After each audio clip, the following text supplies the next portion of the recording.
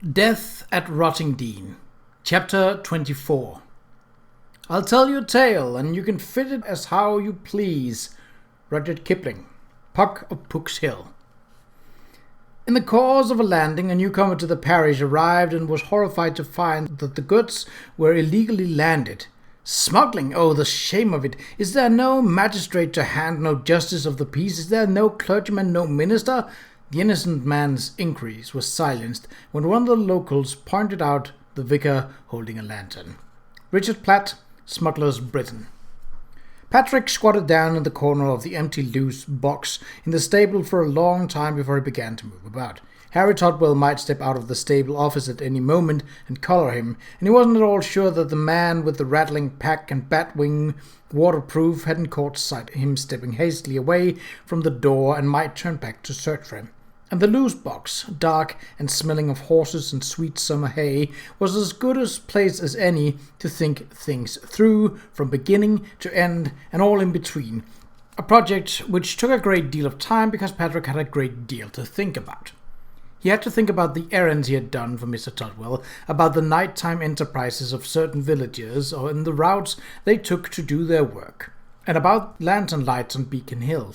He had to consider what and whom he had seen on the beach on the preceding Friday night, what he had heard Mrs. Hicks and her sister Mrs. Portney discussing in the kitchen the night before, and what he had overheard in the stable office between Mr. Todwell and the chemist, and, just now, between Mr. Todwell and the odd-looking man with the smoked glass eye preservers, who could be anything but was certainly not an antiquarian. But Patrick's attempt at logical consideration was repeatedly interrupted by the frightful memory of Captain Smith sitting bolt upright and stark dead in the old mill, and the wrenching anguish of the family in the Coast Guard cottage at Black Rock. He hadn't much liked the captain, and he hadn't known Mr. Radford except by sight, but not to see the sky or smell the ocean or feel the shingle under your feet. That would be a terrible oblivion, and Patrick caught himself shivering whenever he thought of it. By the time he managed to sort through everything, Patrick realized that he probably knew more about what had happened and what was going to happen than Mr. Todwell himself, more than anyone else in the entire village, maybe. This realization might have made another boy feel puffed up and important, but it only made Patrick apprehensive. He was not a particularly moral child, as for most boys his age, morality was a matter of what served them most handily, but he knew that his dilemma was essentially a moral one. Mr. Todwell had been a father to him when his own father had turned his back. Wasn't it right that he should tell him what the villagers were planning, so that he could take steps against the conspirators? But if Patrick told and Mr. Todwell fixed things for now, the eventual catastrophe, for it would come, of that Patrick was certain, could hurt a great many people. And whatever loyalties Patrick owed to the stablemaster, Mr. Todwell, had led the village into the valley of temptation, as the vicar would put it. Shouldn't he pay for what he had done? Patrick was seized with another fit of shivering at the thought of a third death. There had to be a better way. The boy sat on his haunches for another 10 minutes pondering alternatives. Since he had come to Rottingdean, Mr. Todwell had been the most important man he knew. That was no longer true, however. Patrick knew 2 other important men, and they might be able to help sort this thing out. He stood, looked cautiously out of the loose box, and surveyed the passage in both directions, then slipped out and headed down the path. The story, whose beginning he had seen that night on the beach, now had a middle, and perhaps even an end. It was time to tell it to Mr. Kipling. Kate was glad that today was Mrs. Portney's half-holiday, for that meant that she and Charles could talk without fear of being overheard. It was well after 6 o'clock, and the informal but generous supper laid out on a white cloth on the drawing-room table was more than welcome. Amelia had lighted the gas lamps, the fire was burning cheerfully, and Kate, having changed into her favorite yellow silk dress, was pouring tea. Charles came into the room wearing a smoking jacket, his brown hair freshly combed. He sat down beside the fire with a tired sigh. This was meant to be a holiday. I'm sorry, Kate, I didn't intend. Shh, she said. It's no matter. There'll be time for our holiday. She took him his cup of tea. You've had a very long day. You must be exhausted. I'm tired, Charles admitted, but I feel we are making progress. He grinned ruefully. Although I'm damned if I know what we're progressing toward. Just when I think I understand it, something else presents itself. He shook his head. Like those blasted overlays, he muttered. Kate put a cold tongue sandwich on a plate, added several small egg and anchovy sandwiches, and a generous spoonful of potato salad and dressed cucumbers. "I hope you don't mind cold supper," she said, putting the plate on the small table beside his chair. "Mrs. Portney is out." Charles caught her hand and kissed it, then let it go. "I was well fed at luncheon. Barristan insisted that Pinckney and I share his partridge pie and apple pudding while we waited for the x-rays." A few silent moments then passed while Charles ate and Kate prepared her own plate. When she had sat down on the other side of the fire, her plate in her lap, he said, "Would you like to hear what went on in Brighton, besides the partridge pie, that is?" He regarded her, his head on one side.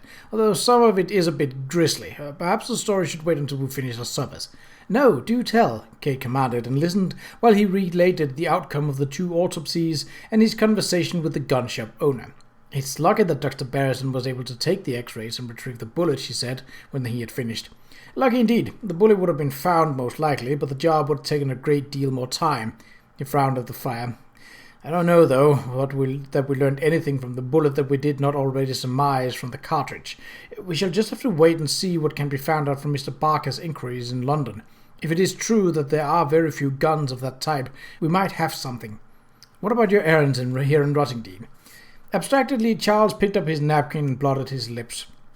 "Yes, well, I stopped for a visit with the constable who is up to his ears in all of this." He gave her a half-smile. "His nickname, by the way, is Fat Jack." Kate looked up at him, startled. "The constable is involved in smuggling?" Then more thoughtfully she remarked, "Well, I suppose he would have to be in on it in one way or another. This is a small village. The constable would certainly have to know what was going on, and then, of course, he'd have to pretend not to, or he'd have to arrest people or report them or something." "Precisely. Fat Jack is a lazy man with a very simple philosophy. People who don't ask questions are never told any lies." Kate was thinking that Charles' reply was remarkably like Kipling's line, "Ask them that ask no questions isn't told a lie." When the door chimed and Amelia stepped in.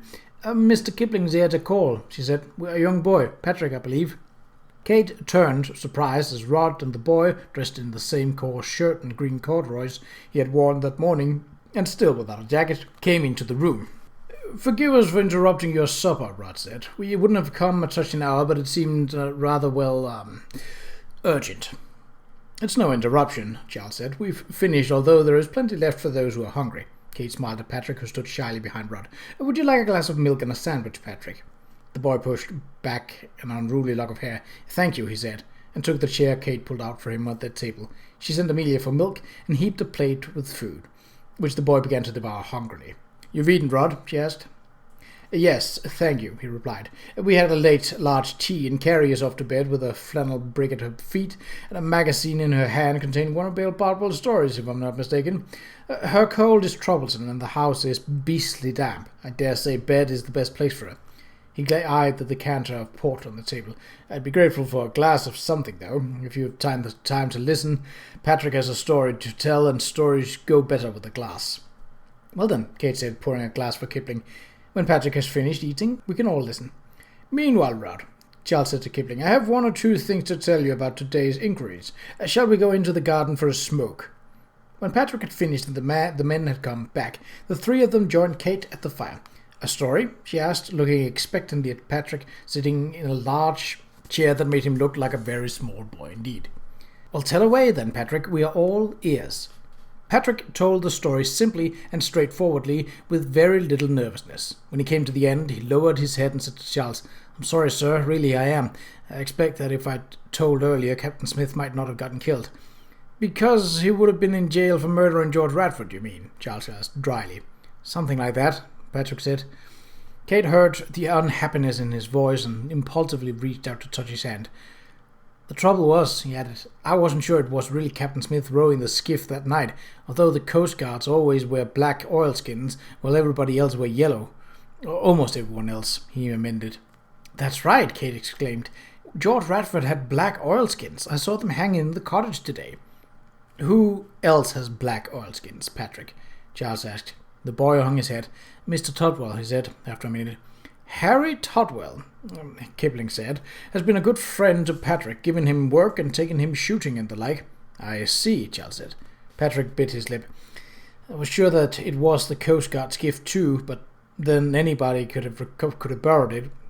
It's kept on the beach right there at the gap, so I didn't tell because I didn't. Well, I wasn't sure just who to tell or whether the telling was right. I didn't want anyone to get into trouble, and I was really only guessing. Sometimes guesses is all there is to go on, Charles remarked. The part I really don't understand, though, Kipling said, pulling at his mustache with a frown, is that man, the antiquarian you called him. Yes, but he isn't, the boy said. That's only what he pretends to be, sir. I've seen him out among the downs, poking around sightings with his compass, marking up his maps, but he's always miles away from the burial sites and the old settlements. And I've seen him talking to Captain Smith. Patrick frowned. I think I've seen him somewhere else too, only he didn't. His voice trailed off and he shook his head as if he were puzzled. It sounds to me as if he reports to the men who are financing this enterprise, Kate said thoughtfully. What was it he called them? Investors. They must make a huge profit when all the goods are sold. They haul it all to London, I suppose, Kipling remarked. That's where they are likely to get the best price.